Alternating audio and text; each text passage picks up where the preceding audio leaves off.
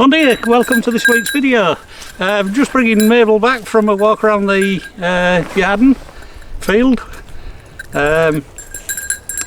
She doesn't like it that much. She still pulls a lot on the rope, although at the moment she's being good for the camera, although not facing it obviously.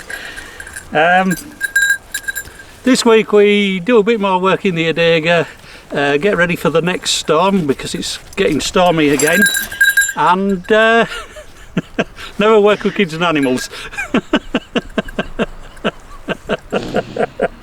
And I do a bit more work in the adega and the big barn.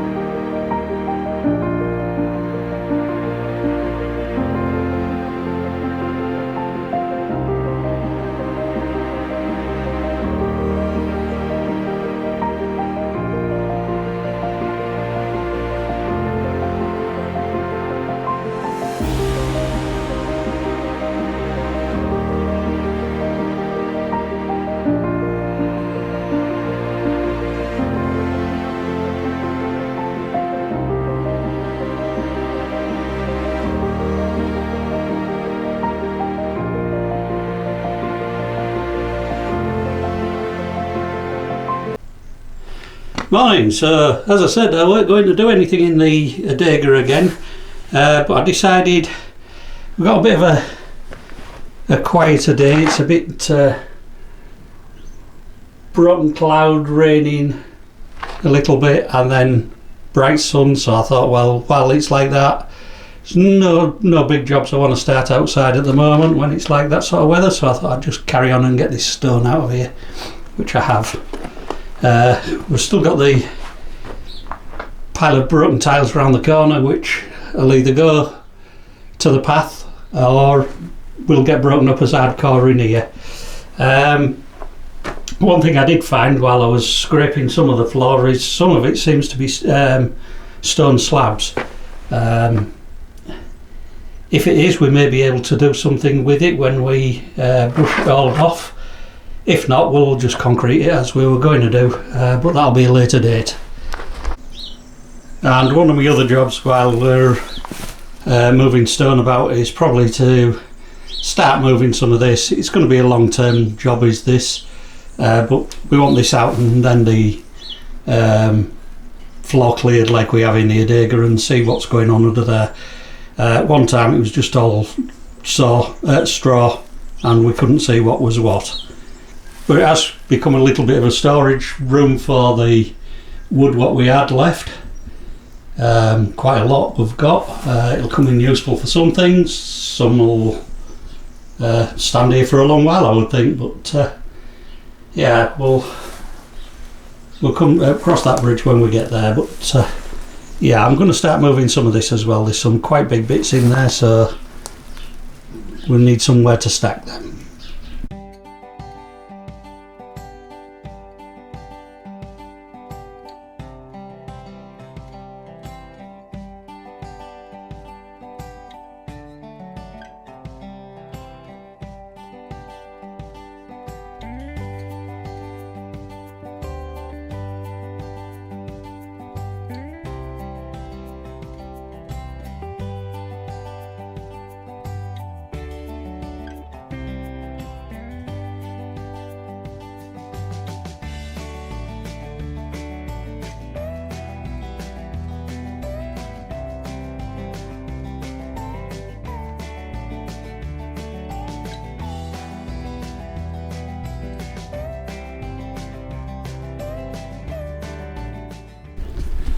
So earlier on in the video you've probably seen me clearing out the adega. I've got that completely clear now and the ground's drying out, so I will try and brush some of that off and see what the stone's like underneath. But in the meantime, while it's drying, I've just made a start on the bigger barn, removing a lot of this stone behind me. As you can probably see, I've already made quite a good start on it. It used to come out to well, about 2 foot, maybe 3 foot further out into the middle of the barn than what it is now. And obviously a lot higher, you know, it's sloped up, similar to what it does at the back there underneath the wood. So I'm just going to clear this out in bits and bobs. Some of the bigger stones, as you can see, are going to be a bit difficult to lift on my own. So them I'll just roll to one side. I don't want to carry them out yet to the land where I'm stacking them, because I want these heavy big ones down at the bottom of the stack. It'll make like a little wall so I can stack up in the middle, and we'll see where we go from there. But that's my idea at the moment. You can see there's quite a lot of cement on these as well at the top. It's where they've just dropped cement as they've been building and just left everything as it is. Yeah, I did expect them to clear some of this, but they didn't, so I'll do it in bits and bobs. So as you see, I'm just loading the wheelbarrow full at a time. I can't get the wheelbarrow into the barn because of the wood beams, the high step. Just makes it awkward to get in and out, so I'm just passing them over with me by hand into the barrow, and then pushing them around to the other side.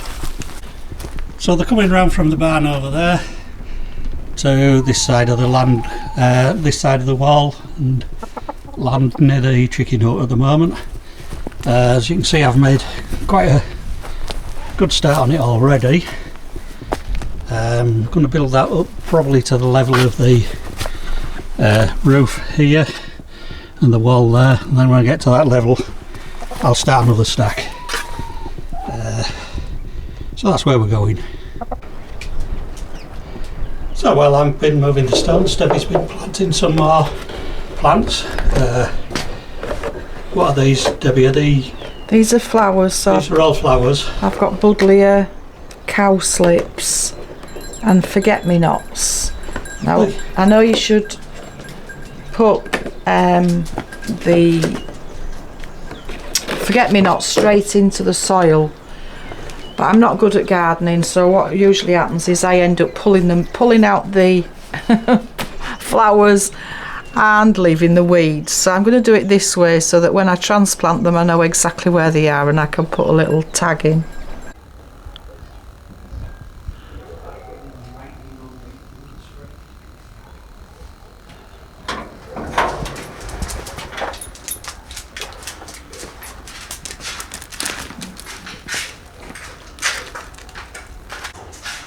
Come on, Dots, wee wees. Go see Dada.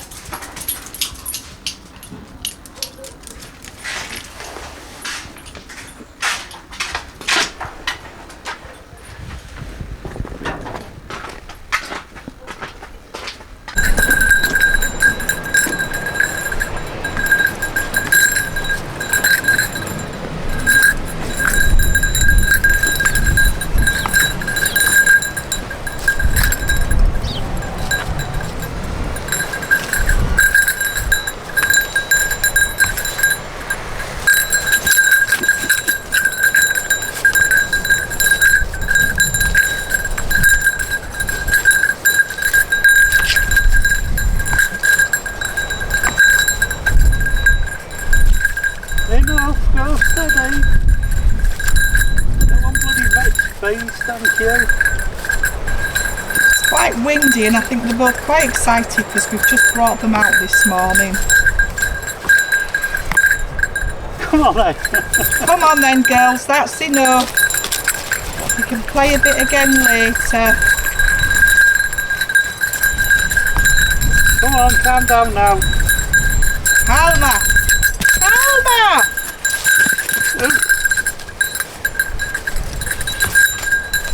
Come on, enough. You're going to end up hurting yourself.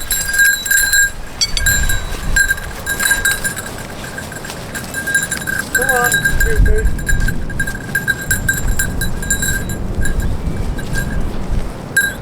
Calm down a bit now.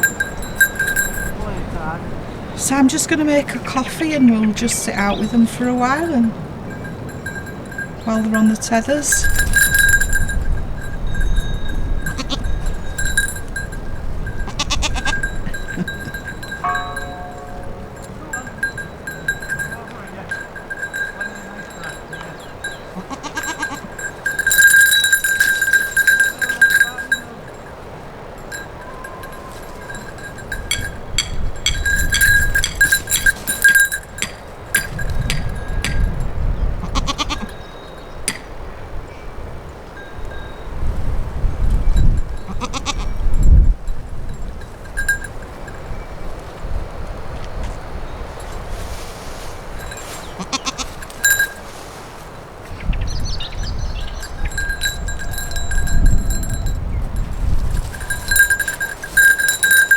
Go on then, Skittish, let's take you down there. Are you taking Mabel down as well? Yeah. Well, watch your leg.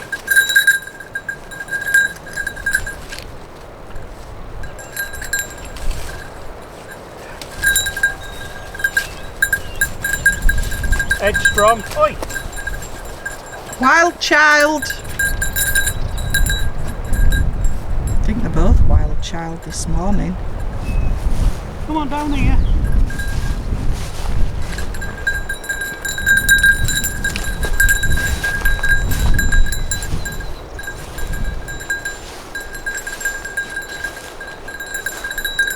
Go a bit further.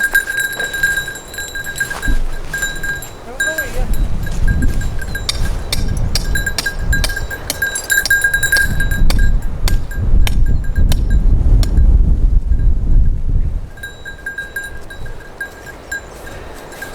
Right, I'll go make a coffee and we'll come and sit with them. Yeah. Come on in. Off you go. Galinas! No. Go on, Galinas.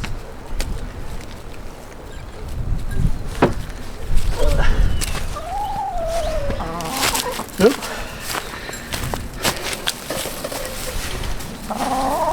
go and get them some corn. And one of those cabbages as well that are not doing very well in the bed. Yeah.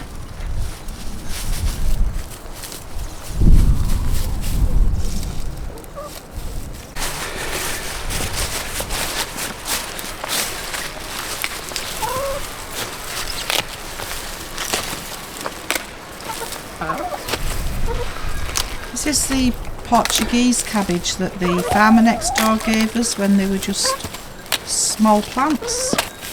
But we'd already put some of our own in. But you know, we use a bit of both and we feed the animals a bit of both because the goats like cabbage as well as the chickens. So nothing goes to waste.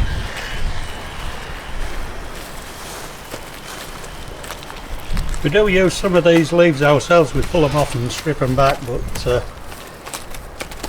yeah, we're getting a bit bored with the cabbage at the moment, so while we're not eating it, the hens can. Yeah, I was a bit concerned last year that we'd maybe grown too much of things, but because I gave away quite a lot of melons and cucumbers and things, but yeah, the animals enjoy it too, so nothing goes to waste. So today I'm just doing a little bit more of the moving the stone in the barn, and I've just moved one or two bits and I've just realised how much deeper it actually goes. It's about another 6 to 8 inches down further than what I thought the level was at. I don't know whether you can sort of get an idea of that from here. But this piece where this wood is, just here is the what I thought was the normal surface, and it actually goes down probably 6 inches, maybe even a bit more. And that's going to be right across the floor by the look of that, so yeah, it'll be a bit of fun clearing that out. I did know there was a little bit of a rise in the floor, but certainly not that much. So we'll just get on and do that, get some more out. And as you can probably see, some of the bigger stones are being used to make a base, just to make it a bit more stable. Put the big stones around the perimeter, and then I'm filling in with littler stones and flatter stones just to keep us sort of level as we go. So this afternoon we've had some reports of some bad weather coming later this week. So we've just cleared the storm gullies out down the side of the back of the property, all the way down. Just shoveled all the soil away, made sure it's fairly level and it's got a nice clean run away. Goes under our track and then under our driveway, and then comes out and goes all the way down to the neighbour's property, which is just beyond those two little stumpy concrete posts. These do need doing quite regularly if you've got this sort of property. As you can probably see, our land runs quite a way down from this gully, so if this blocks up we get flooded. Main of it usually runs down the drive underneath the car and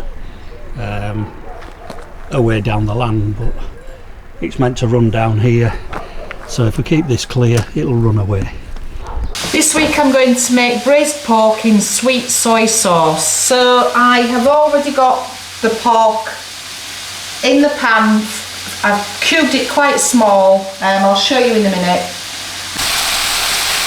So I'm just gently cooking that in just some ordinary sunflower oil at the moment. I'm actually going to do this recipe in my slow cooker, so I'm going to get the sauce mixed and the meat browned, and then I'm going to pop it in the slow cooker. So I'll just show you how I make the sauce. So they're asking for a tablespoon of garlic and ginger. I don't have any grated ginger, so what I'm going to do is I'm just going to use powdered for this recipe. To be honest, I prefer the taste of powdered to fresh ginger. That's just me.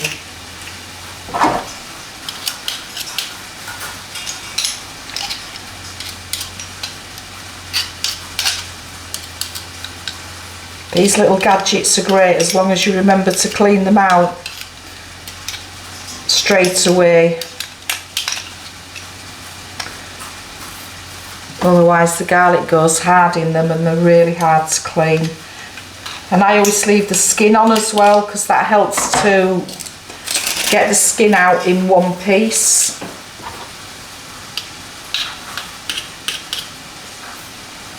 Don't know if you can see there, the inside's clean. I just need to clean that bit off.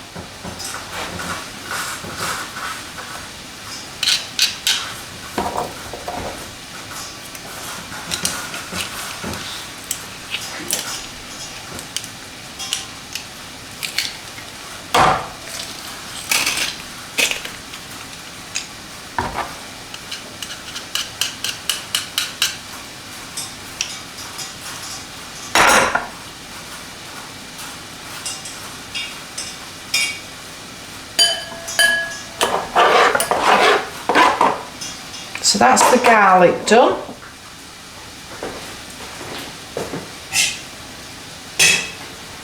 I just had to wipe my hands. Just put a good shake of ginger in.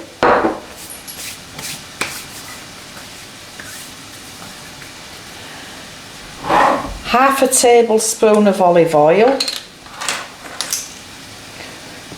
This is for the, oops, might help if I take the top off, it's a new bottle.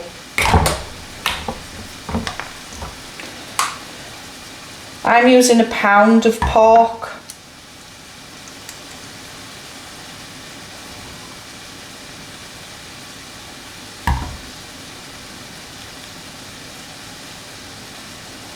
Get all that olive oil out, because it's very precious at the moment, is olive oil. It's really expensive. The olive trees have not done very well. It's made the olive oil a lot of money. Want a tablespoon of sesame oil. If you can get sesame oil, get it, because honestly the taste is so much better.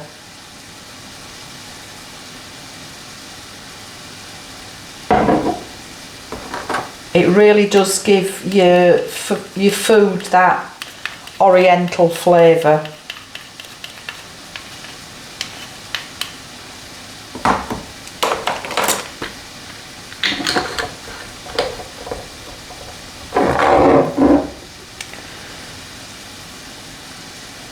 And then we need some water, so it's 1.5 cups of water.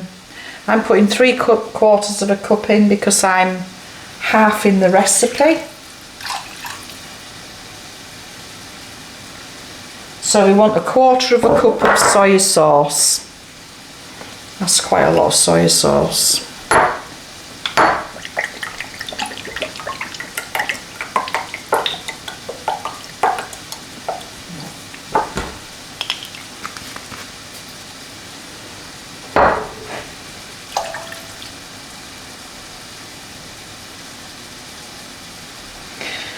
And then there is 2 tablespoons of sugar in here. Doesn't say any particular sugar, so I'm just putting white sugar in. And then we need a tablespoon of this sauce, sriracha, if I'm pronouncing it properly.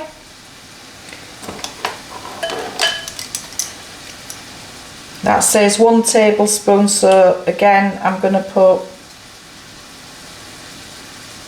3/4 of that in, half of that in, because I'm only doing 1 pound of pork, and it is quite a spicy sauce, but it's very nice.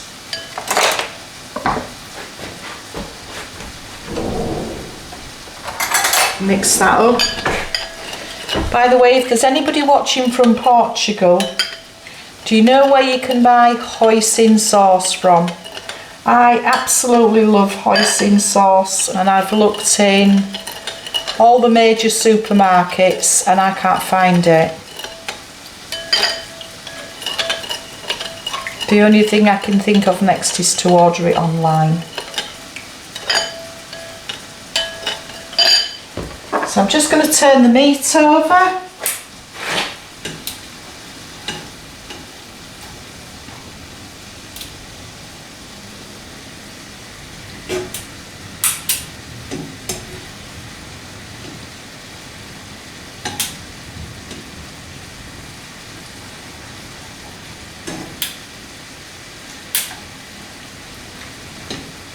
Instead of the sriracha sauce that I used, you can also use, let me just have a look, chili garlic sauce.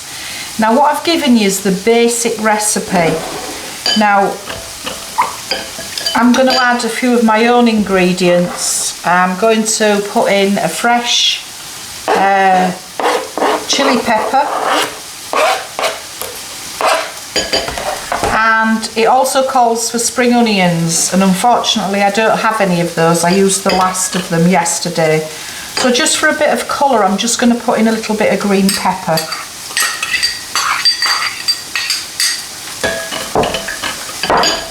So that's the sauce. And I'm now going to add it to the pan. So I've got that nicely browned off. And I'm just going to add the sauce to the pan.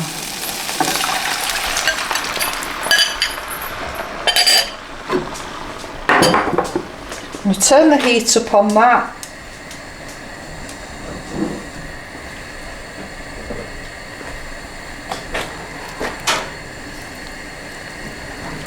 Get that all nicely mixed in.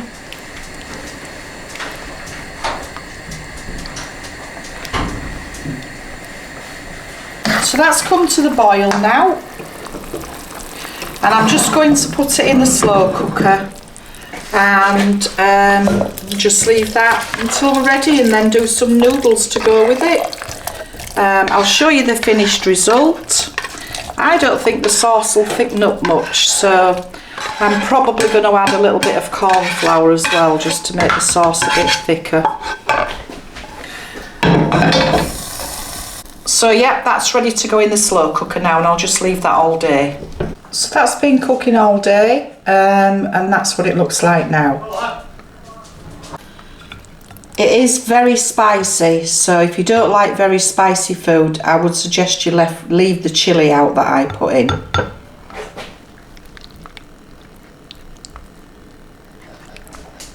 I've not thickened the sauce because I think that's just fine with the pasta. Noodles. So thanks for watching, please like and subscribe. There's links down below for Facebook and Instagram, and we'll see you next week. Cheers, bye.